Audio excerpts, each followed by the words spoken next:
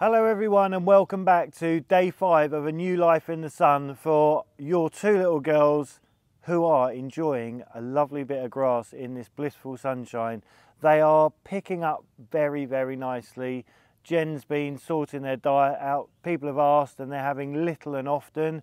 They're having supplements and they have their senior mix and a concoction of all other stuff which Jen's in charge of. So they're looking really good. We've booked the dentist because that's the next thing, just to check out everything and again just give us a good starting point so we know what we've got as we move forward.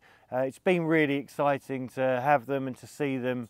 As we said, they're going to blossom and it's just lovely to watch them settling in.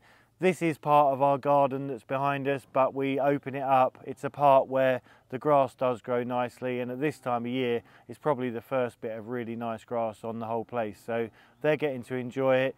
They're having a look. Little Lottie, I think, is taking a shining to the goat. She's been chasing the goat and the sheep, so she's happy, and Grace is just enjoying having a little look about. But as I say, it's a lovely day here and we are going to stay with them, just keep an eye on them, just so they don't feel like they're left on their own. It's not that enclosed here, but it's just a lovely little peaceful area for them. So yeah, we're going to hang out with them, enjoy a bit of sunshine, and then later a few people have asked about the structure to our plan moving forward with the Legends, what's in store and how do we see it working. We'll go down to the visitor centre and I'll show you that big world map on the wall and hopefully be able to give you guys a little bit more of an understanding about how it is we're going to put our plan in place and then what you can do to help. So yeah, it's really good. Also, Amazon wish list, we are updating it. We've had lots of requests, which has been again overwhelming and so heartwarming. Thank you so much. And Jenny is responding to emails as quickly as she can, which we have hundreds of. So yeah, it's all been good. Little Lottie's just coming here to see what's going on. I think she wants to be in the movie. So yeah, it's all good. And yeah, we'll see you very soon. Hello. Hello. Oh, good girl.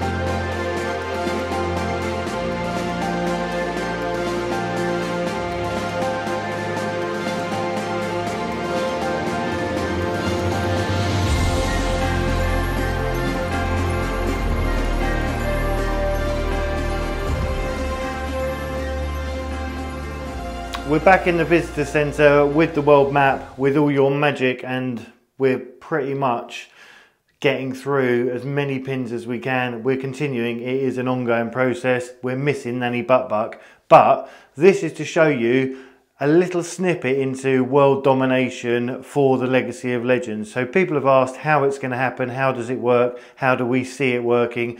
Not going to go too much into detail, I'm just going to give you the rough bones of it, because I know lots of people aren't horsey, some people are, but you all love the animals and you've all got good hearts and you're all very kind people, so I don't want to go too much into it, but just to give you the nuts and bolts, this is how it's going to work. So all over the world in different countries. We're going to use the UK as an example.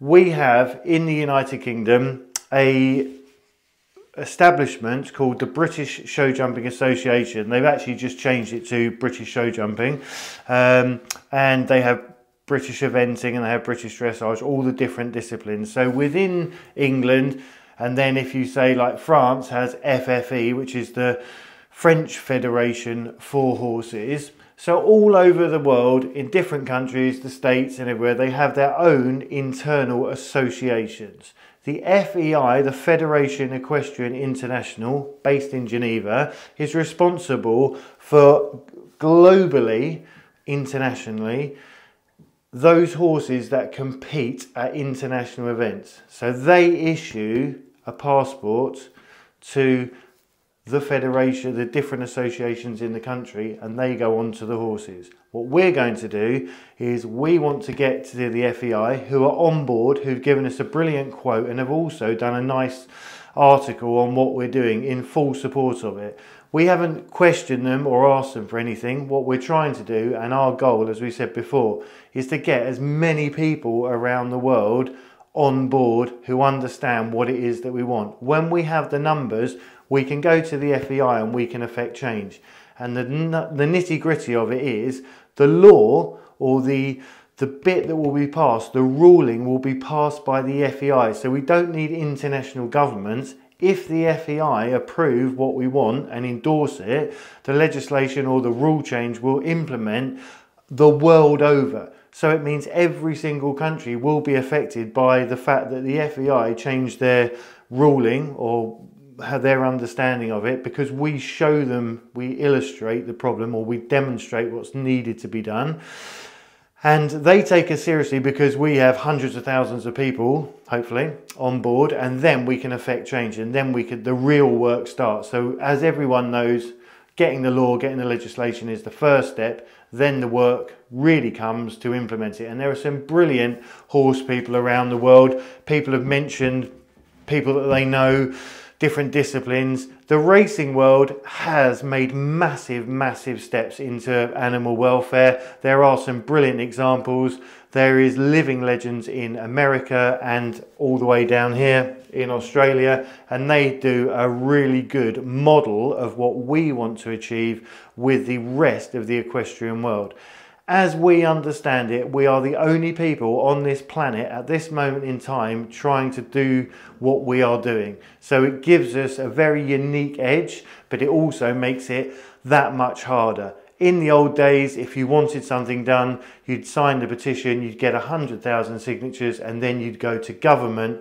We're circumnavigating really the government issue at the moment. That can come later. The first thing is to go to the federation. So as we said before, and we know we're not alone, there are some brilliant examples. We are aware of them, and as we get the numbers on board, we will definitely endeavour to work alongside, using their models and all their contacts, their systems, to help implement what it is.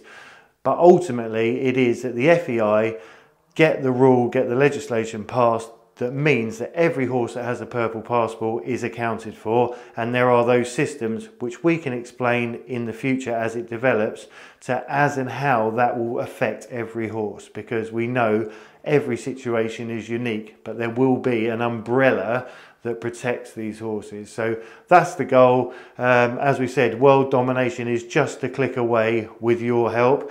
Thank you to everyone that noticed I look like I've been poked in the eye. That's because I have. I was helping a friend of mine. We were doing a bit of clearing. I had my mask on because I was using the chainsaw. I had my mask with the visor and everything, and a twig went up between my visor and poked me in the eyeball. So bit painful, bit uncomfortable, still in the game, and it's all going to be good. So thank you for your concern. In the meantime, it's back to finishing the horses off. It's a lovely afternoon, and I think we might go for a walk down to the woods. So if we do, join us on that, and we will see you very soon.